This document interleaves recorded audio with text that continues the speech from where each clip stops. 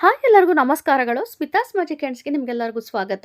ನೋಡಿ ಇವತ್ತು ಭರತ ಹುಣ್ಣಿಮೆ ಅಂದರೆ ಮಾಘ ಮಾಸದ ಹುಣ್ಣಿಮೆ ದಿವಸ ನಾವು ಒಂದು ವಿಶೇಷವಾಗಿ ಪೂಜೆಯನ್ನು ಮಾಡಿಕೊಳ್ಳಬೇಕಾಗುತ್ತದೆ. ಈ ಪೂಜೆಯನ್ನು ನಾವು ಸಂಜೆಯ ಸಮಯದಲ್ಲಿ ಮಾಡಬೇಕಾಗುತ್ತದೆ. ಅಂದರೆ ಭಾನುವಾರ ನಮಗೆ ಬೆಳಗ್ಗೆ 5 ಗಂಟೆ 53 ನಿಮಿಷದಿಂದ ಹುಣ್ಣಿಮೆ ಪ್ರಾರಂಭವಾಗ್ಬಿಡುತ್ತೆ. ಹಾಗೆ ಸಂಜೆ ನೀವು 6 ಗಂಟೆ ನಂತರದಲ್ಲಿ ನೀವು ಈ ಒಂದು ಪೂಜೆಯನ್ನು ಪ್ರಾರಂಭ ಮಾಡಬೇಕಾಗುತ್ತೆ. 6ರಿಂದ ಒಂದು 7:30 ಒಳಗೂ ನೀವು ಪೂಜೆ ಮಾಡ್ಕೋಬೇಕಾಗುತ್ತದೆ. ಹಾಗೆ ಈ ಒಂದು ಪೂಜೆಯಲ್ಲಿ ಚಂದ್ರನಿಗೆ ಆರ್ಘ್ಯವನ್ನು ಬಿಡಲೇಬೇಕು. ಹಾಗಾಗಿ ಆರ್ಘ್ಯ ಬಿಡೋದಕ್ಕೋಸ್ಕರ ಪುಟ್ಟದಾದ ಕಳಸವನ್ನು ತೆಗೆದುಕೊಂಡು ಅದ್ರ ತುಂಬ ನೀರನ್ನು ಹಾಕಿ ಒಂದು 2 ಸ್ಪೂನಷ್ಟು ಹಸಿ ಹಾಲನ್ನು ಹಾಕಬೇಕು. ಹಾಗೆಯೇ ಒಂದು ಅರ್ಧ ಸ್ಪೂನಷ್ಟು ಅಕ್ಕಿ ಕಾಳು ಅಂದರೆ ನಾವು ಅನ್ನ ಮಾಡೋದಕ್ಕೆ ಉಪಯೋಗಿಸ್ತೀವಲ್ಲ ಅಕ್ಕಿಯನ್ನು, ಅದು ಒಂದು ಅರ್ಧ ಸ್ಪೂನಷ್ಟು ಹಾಕಬೇಕು. ಹಾಗೆ ಬಿಳಿಯ ಹೂಗಳನ್ನೇ ಹಾಕಬೇಕಾಗುತ್ತದೆ. ಯಾವ ಹೂ ಆದರೂ ಪರವಾಗಿಲ್ಲ, ಬಿಳಿಯ ಹೂ ಹಾಕಿ. ಚಂದ್ರನ ಬಣ್ಣ ಬಿಳಿಯ ಬಣ್ಣ, ಹಾಗಾಗಿ ಬಿಳಿಯ ಹೂಗಳನ್ನು ಹಾಕಿ ನೀವು ಸಿದ್ಧತೆ ಮಾಡ್ಕೋಬೇಕು. ಇದು ಲಕ್ಷ್ಮೀ ಪೂಜೆ ಆಗಿರುತ್ತದೆ. ಹಾಗಾಗಿ ಆದಷ್ಟು ಲಕ್ಷ್ಮೀ ಫೋಟೋ ಇತ್ತು ಅಂದರೆ ಫೋಟೋ ನೀಡಿ, ವಿಗ್ರಹ ಇತ್ತು ಅಂತಂದರೆ ಅವತ್ತಿನ ದಿವಸ ಹಾಲಿನಿಂದ ಅಭಿಷೇಕ ಮಾಡಿ ನೀವು ಪೂಜೆ ಮಾಡಿದ್ರೆ ತುಂಬಾ ಒಳ್ಳೆಯದು. ನಾನು ಹಾಗೆ ಸರಳವಾಗಿ ನಿಮಗೆ ತಿಳಿಸ್ಕೊಡ್ತಾ ಇದ್ದೇನೆ. ಹಾಗೆ ನೋಡಿ, ವಿಶೇಷವಾದ ದೀಪಾರಾಧನೆ ಇದು. ಒಂದು ತಟ್ಟೆಯಲ್ಲಿ ನಾವು 5 ವಿಳೆದೆಲೆ ಇಡಬೇಕು. ವಿಳೆದೆಲೆಗೂ ಅರಿಶಿನ ಕುಂಕುಮ ಹಚ್ಚಿ ಮಧ್ಯದಲ್ಲಿ ಅಕ್ಕಿ ಹಾಕಬೇಕು. ಚಂದ್ರನ ಒಂದು ಪ್ರತೀಕವಾಗಿ ನಾವು ಅಕ್ಕಿಯನ್ನು ಉಪಯೋಗಿಸ್ಕೋಬೇಕು. ಅಕ್ಕಿಯ ಮೇಲೆ ಶ್ರೀಮ್ ಅಂತೇಳಿ ಅಮ್ಮನವರ ಒಂದು ಬೀಜಾಕ್ಷರ ಮಂತ್ರವನ್ನು ಬರೆದು 2 ದೀಪವನ್ನು ಇಡಬೇಕು. ಯಾವ ದೀಪ ಆದರೂ ಪರವಾಗಿಲ್ಲ, 2 ದೀಪವನ್ನು ಇಡಿ. ಆ ದೀಪಕ್ಕೆ ಅರಿಶಿಣ ಕುಂಕುಮ ಎಲ್ಲವನ್ನು ಕೂಡ ಹಚ್ಚಿ ಸಿದ್ಧತೆ ಮಾಡಿಕೊಂಡು ಆದಷ್ಟು ಬಿಳಿ ಬಣ್ಣ ಮತ್ತು ಕೆಂಪು ಹೂವಿಂದ ಅಲಂಕಾರ ಮಾಡಿ, ಬಿಳಿ ಹಳದಿ ಈ ಥರ ನೀವು ಒಂದು ಅಲಂಕಾರ ಮಾಡಬೇಕಾಗುತ್ತದೆ. ಈ ದೀಪದಲ್ಲಿ ನೀವು ತಿಳ್ಕೊಬೇಕಾಗಿರೋಂಥ ವಿಶೇಷವಾಗಿರುವಂಥದ್ದು, ಒಂದು ದೀಪಕ್ಕೆ ತುಪ್ಪವನ್ನು ಹಾಕಬೇಕು, ಇನ್ನೊಂದು ದೀಪಕ್ಕೆ ನಾವು ಎಳ್ಳೆಣ್ಣೆನೇ ಹಾಕಬೇಕು. ಇವೆರಡನ್ನ ಉಪಯೋಗಿಸ್ಕೊಳ್ಳೇಬೇಕಾಗುತ್ತದೆ. ಈ ಒಂದು ವಿಶೇಷ ದೀಪಾರಾಧನೆ ಇದು. ಈ 2 ಬತ್ತಿನ ಒಂದು ಬತ್ತಿಯನ್ನಾಗಿ ಮಾಡಿ ನಾವು 2 ದೀಪಕ್ಕೂ ಕೂಡ ಹಾಕಬೇಕಾಗುತ್ತದೆ. ಒಂದು ದೀಪಕ್ಕೆ ತುಪ್ಪ, ಇನ್ನೊಂದು ದೀಪಕ್ಕೆ ಎಳ್ಳೆಣ್ಣೆ, ಇದನ್ನು ನಾವು ಹಾಕಬೇಕಾಗುತ್ತದೆ. ಇನ್ನು ಪ್ರಸಾದ ನಾವು 2 ಭಾಗ ಮಾಡ್ಕೋಬೇಕು. ಒಂದು ದೇವರ ಮುಂದೆ ಅಂದರೆ ಲಕ್ಷ್ಮೀ ಅಮ್ಮನವರ ಮುಂದೆ ಪ್ರಸಾದ, ಸಕ್ಕರೆ ಪೊಂಗಲ್ ಮಾಡ್ಬೋದು ಅಥವಾ ಖೀರನ್ನು ಮಾಡ್ಬೋದು, ಸಬ್ಬಕ್ಕಿ ಪಾಯಸ, ಯಾವ ಪಾಯಸ ಆದರೂ ಪರವಾಗಿಲ್ಲ. ನಾನು ಇವತ್ತು ಗೋಧಿ ಪಾಯಸ ಇಟ್ಟಿದ್ದೇನೆ. ನೀವು ಯಾವುದೋ ಒಂದು ಸಿಹಿಯನ್ನು ಮಾಡ್ಕೋಬೇಕಾಗುತ್ತದೆ. ಅದರಲ್ಲಿ 2 ಭಾಗ ಮಾಡ್ಕೋಬೇಕು. ಒಂದು ಲಕ್ಷ್ಮೀ ಅಮ್ಮನವ್ರಿಗೆ ಪ್ರತಿಷ್ಠಾಪನೆ ಒಂದು ಮಾಡ್ಕೊಂಡಿರ್ತೀವಲ್ಲ ಸಮಯದಲ್ಲಿ ಲಕ್ಷ್ಮೀ ಅಮ್ಮನವ್ರಿಗೆ ನೈವೇದ್ಯವಾಗಿ ನಾವು ಒಂದು ಭಾಗ ಇಡಬೇಕು. ಮತ್ತೊಂದು ಭಾಗ ಹೊರಗೆ ತುಳಸಿ ಕಟ್ಟೆ ಹತ್ರ ಚಂದ್ರನ ಬಿಂಬ ಎಲ್ಲಿ ಹೆಚ್ಚಾಗಿ ಬೀಳುತ್ತೋ, ಚಂದ್ರನ ಬೆಳಕು ಅಲ್ಲಿ ಇಡಬೇಕಾಗುತ್ತದೆ. ಒಂದು ಪಕ್ಷದಲ್ಲಿ ನಿಮಗೆ ಒಂದು ಪ್ರಸಾದ ಮಾಡ್ಕೊಳ್ಳೋದಕ್ಕೆ ಕಷ್ಟ ಆಗುತ್ತೆ ಅಂತ ಅಂದರೆ ಹಾಲನ್ನು ಸಹ ಇಡ್ಬೋದು. ನೋಡಿ, ದೀಪದ ಒಳಗೆ ಇವೆರಡು ವಸ್ತುಗಳನ್ನು ಹಾಕಲೇಬೇಕಾಗುತ್ತದೆ.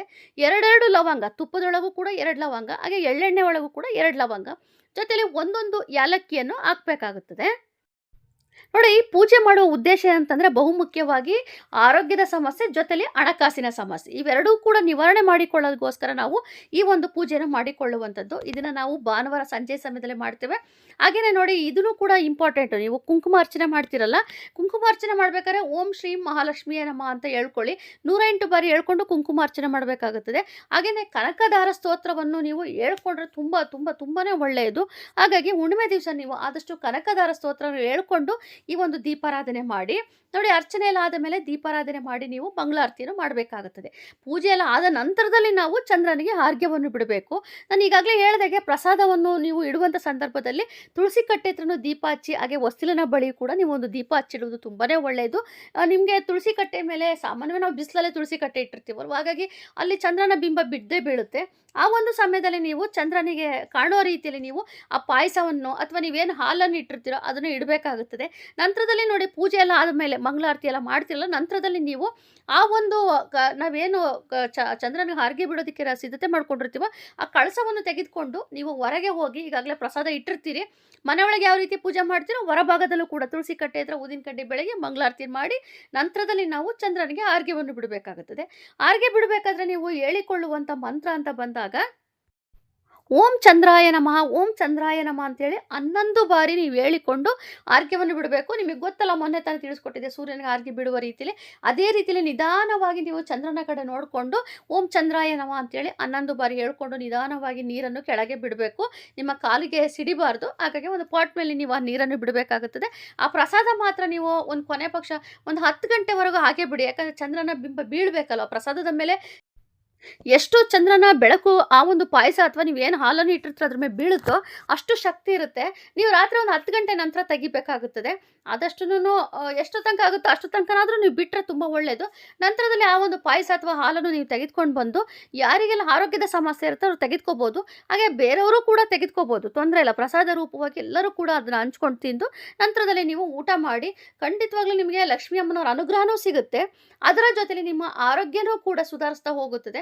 ಇದು ತುಂಬಾ ಸುಲಭವಾಗಿ ನಾವು ಮಾಡಿಕೊಳ್ಳುವಂಥ ಪರಿಹಾರ. ಇನ್ನು ಬೆಳಗ್ಗೆ ನೀವು ಎಲ್ಲಮ್ಮ ತಾಯಿ ಪೂಜೆ ಮಾಡಿರ್ತೀರಿ, ಸತ್ಯನಾರಾಯಣ ಸ್ವಾಮಿ ಪೂಜೆ ಮಾಡಿರ್ತೀರಿ, ವಿಷ್ಣು ಅಥವಾ ಶಿವನ ಪೂಜೆ ಮಾಡಿರ್ತೀರಿ. ಈ ಒಂದು ಲಕ್ಷ್ಮೀ ಪೂಜೆಯನ್ನು ನೀವು ಸಂಜೆಯ ಸಮಯದಲ್ಲೇ ಮಾಡಬೇಕು. 6 ಗಂಟೆಯಿಂದ 7:30ವರೆಗೂ ತುಂಬ ಒಳ್ಳೆಯ ಸಮಯವಿರುತ್ತೆ. ಒಂದು ಸಮಯದಲ್ಲಿ ನೀವು ಈ ಒಂದು ಪೂಜೆ ಮಾಡ್ಕೊಳ್ಳಿ. ತುಂಬ ವಿಶೇಷವಾದದ್ದು, ಸರಳವಾದ ಪೂಜೆ. ಹೊಸದಾಗಿ ಪೂಜೆ ಮಾಡಬೇಕು ಅಂತೇನಿಲ್ಲ. ಬೆಳಗ್ಗೆ ಪೂಜೆ ಮಾಡಿರ್ತೀರಿ, ಹಾಗಾಗಿ ದೇವರ ಮುಂದೆನೇ ನೀವು ಈ ಒಂದು ಚಂದ್ರನಿಗೆ ಆರ್ಗೆ ಬಿಡುವ ನೀರನ್ನು ಇಟ್ಟು ಹಂಗೆ ದೀಪಾರಾಧನೆ ಮಾಡಿ ಒಂದು ಪ್ರಸಾದವನ್ನು ಇಟ್ಟು ನೀವು ಹೊರಗೆ ಚಂದ್ರನ ಬಿಂಬದ ಹತ್ರ ಒಂದು ಪ್ರಸಾದ ಇಟ್ಟಿರ್ತೀರ. ಅದ್ರ ಜೊತೆಲಿ ನೀವು ಲಕ್ಷ್ಮೀ ಅಮ್ಮನವ್ರಿಗೆ ಇಟ್ಟಿರೋ ಪ್ರಸಾದವನ್ನು ಕೂಡ ತೆಗೆದುಕೊಂಡು ಎರಡೂ ಒಟ್ಟಿಗೆ ನೀವು ತೆಗೆದುಕೊಂಡ್ರೆ ತುಂಬಾ ಒಳ್ಳೆಯದು. ಆರೋಗ್ಯದ ಸಮಸ್ಯೆ, ಹಣದ ಸಮಸ್ಯೆ ಇವೆರಡೂ ಕೂಡ ನಿಮಗೆ ನಿವಾರಣೆ ಆಗ್ತಾ ಹೋಗುತ್ತದೆ. ಸೊ ಫ್ರೆಂಡ್ಸ್, ಇವತ್ತು ನಿಮಗೆ ಭರತ ಹುಣ್ಣಿಮೆ, ಮಾಘ ಹುಣ್ಣಿಮೆ ದಿವಸ ನಾನು ತಿಳಿಸಿಕೊಟ್ಟಿರುವಂಥ ಒಂದು ಪೂಜಾ ವಿಧಾನ, ಅಂದರೆ ಲಕ್ಷ್ಮೀ ಪೂಜೆ ವಿಧಾನ ತುಂಬ ಸರಳವಾದ ಪೂಜಾ ವಿಧಾನ. ಎಲ್ಲರೂ ಆಚರಣೆ ಮಾಡಿ. ಜೊತೆಲಿ ಮಾಘ ಸ್ನಾನ ಮಾಡೋದನ್ನು ಮರಿಬೇಡಿ. ಇದು ಕೊನೆಯ ದಿವಸವಾಗಿರುತ್ತದೆ, ಮತ್ತೆ ನಿಮಗೆ ಸಿಗೋದೇ ಮುಂದಿನ ವರ್ಷ. ಹಾಗಾಗಿ ಆದಷ್ಟು ಕೊನೆಯ ದಿವಸದಲ್ಲಿ ಮಾಡುವಂಥ ಮಾಘ ಸ್ನಾನ ನಂತರ ಮಾಡುವಂಥ ದಾನ, ಹಾಗೆ ಮನೆಯಲ್ಲಿ ಮಾಡಿಕೊಳ್ಳುವಂಥ ಪೂಜೆ, ಜೊತೆಯಲ್ಲಿ ಸಂಜೆಯ ಸಮಯದಲ್ಲಿ ಮಾಡುವಂಥ ಈ ಒಂದು ಲಕ್ಷ್ಮೀ ಪೂಜೆ, ಚಂದ್ರನಿಗೆ ಆರ್ಗೆ ಬಿಡುವಂಥದ್ದು, ಇದಿಷ್ಟೂ ಕೂಡ ನೀವು ಭರತ ಹುಣ್ಣಿಮೆಯಲ್ಲಿ ಆಚರಣೆ ಮಾಡಲೇಬೇಕು. ಮಾಡೋದ್ರಿಂದ ನಿಮ್ಮ ಎಲ್ಲ ಕಷ್ಟಗಳು ಕೂಡ ಪರಿಹಾರ ಆಗ್ತಾ ಹೋಗುತ್ತದೆ. ಸೊ ನಾನು ನಿಮಗೆ ಸರಳವಾಗಿ ತಿಳಿಸ್ಕೊಟ್ಟಿರುವಂಥ ಪೂಜಾ ವಿಧಾನ ಹೇಗಿತ್ತು ಅಂತೇಳಿ ಒಂದು ಕಮೆಂಟ್ ಮಾಡಿ, ಲೈಕ್ ಮಾಡಿ, ಶೇರ್ ಮಾಡಿ, ಹಾಗೆಯೇ ಸಬ್ಸ್ಕ್ರೈಬ್ ಮಾಡ್ಕೊಳ್ಳಿ. Thank you.